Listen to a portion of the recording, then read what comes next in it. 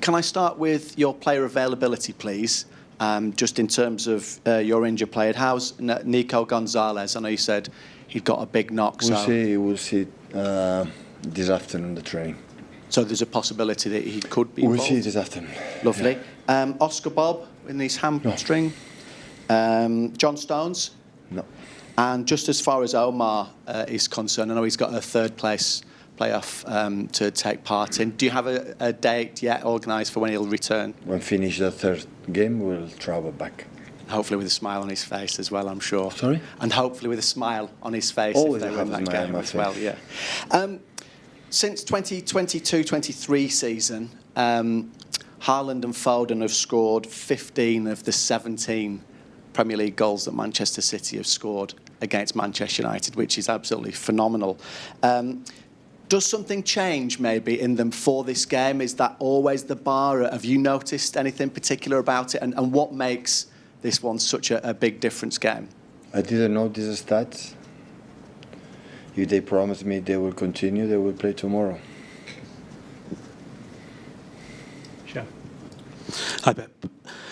Michael Carrick will be the 6th Manchester United manager you've faced in your time here. Whether it's the hierarchy that you've worked with, the players you've signed, or the staff that you've had, what's been the most important factor in your longevity here in the results? Results. Anything else? No. If you don't win, you are sacked. So we won a lot. That's why I'm still sitting here. But there's no other secret, no other club. But here a little bit more.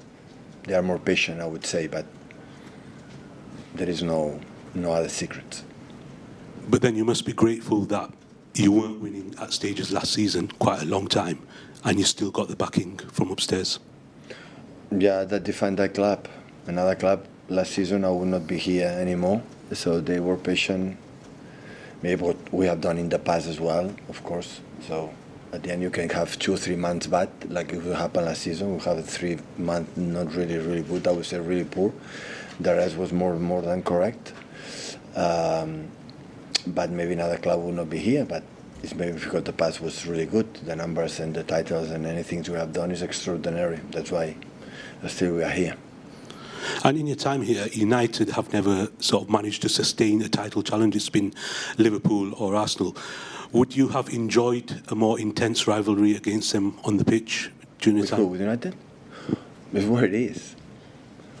It's where it is. I cannot control what United have done. You know, since day one, the opinion I have on Man United, but what happened, I don't know, because I'm not there.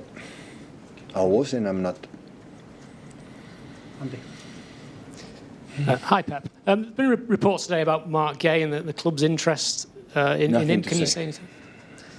Okay. Just generally, though, in his position, the defensive positions, how difficult are these injuries making things at the moment for you and the team? Without John, without Ruben, without Josko, we are in the difficult situation for no one game, but a long, period. It's a difficult situation. But Ruben will be back soon. Josko no. John hopefully we'll see. So. Okay, and obviously it's a big game coming up at Old Trafford. Are the guys who are going to play ready for the challenge of playing there? I hope so. Pep, when it comes to preparing for games, obviously you're always very methodical. With this being a different manager in Michael Carrick, you don't have a lot of reference points. I'm just interested, how do you prepare, and has it been quite different this week compared to other managers you faced recently? Yeah, well, you have more info about what the opponent or the manager, the opponent does. You have give more info to the players. When you don't have any info, don't give info to the players and focus on yourself. So this, maybe with a lineup, tomorrow you have an idea. You can have, some idea what Middlesbrough has done, or when Michael was in few games, was his first part as a manager in Man United, but it's tactics is about the players, and the players that you have United tomorrow is to play different was in Middlesbrough. So make analogy to say what you're going to do. I don't know.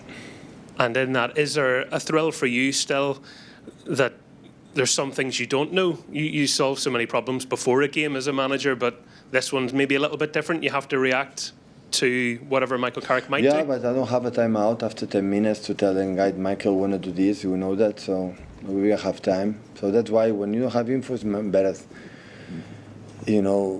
focus on yourself. For example, the game we played against Chelsea recently with a new manager, the first half was completely different than they play in the second half. So that's why it's question adapt and focus on yourself. Pep, during Amorim's time at United, I think the main subject was the formation. Some people say the formation is important. Some people say the formation are just numbers. What is your stance of the formation as a concept? What does it mean, the shape or the players? The shape. Yeah, when you play with 5 in the back, it doesn't work. You have to play with a 4. And when you play the 4, you have to play with a 5. That is analysis, and always afterwards. With 5, you can play extraordinarily well, and with 4, you can play extraordinarily well. But the argument is just, with the 5, you change the 4, and everything will be click, it will be fine. Oh my God, everyone will be manager, will be easy. And it's not like that. So always you can do better, whatever you do, because the players looks like the best when the team works well, and it doesn't work when the team doesn't work well. So the ideas always are good. I never found a manager with the bad ideas. Before the game, you find a manager tell me, "Oh, my game plan is like that." I said, "Wow, yeah, well played." But after some time, it doesn't work. Hi, Pep. I think I'm right in saying that you described Michael Carrick once as being one of the best holding midfielders that you've ever seen. Obviously, you played in that position. You've managed some of the greats in that position. How do the skills you had on the pitch translate into management from your experience? Well, I would say central defender and holding midfielder, they have maybe for the position, they have a more global vision that they maybe play like a winger, for example. I'm not saying the winger cannot read perfectly the game, but it's different. So always I can say, I've seen many times, Michael as a player was extraordinary. Obviously, we've asked you a lot about the transfer window, and I know you've said that this was not going to be an exceptional transfer window. But given the fact you've signed Antoine Semenyo, who has 2 goals in 2 games, potentially you might be able to sign a central defender. If you do that, would that make it an exceptional transfer window?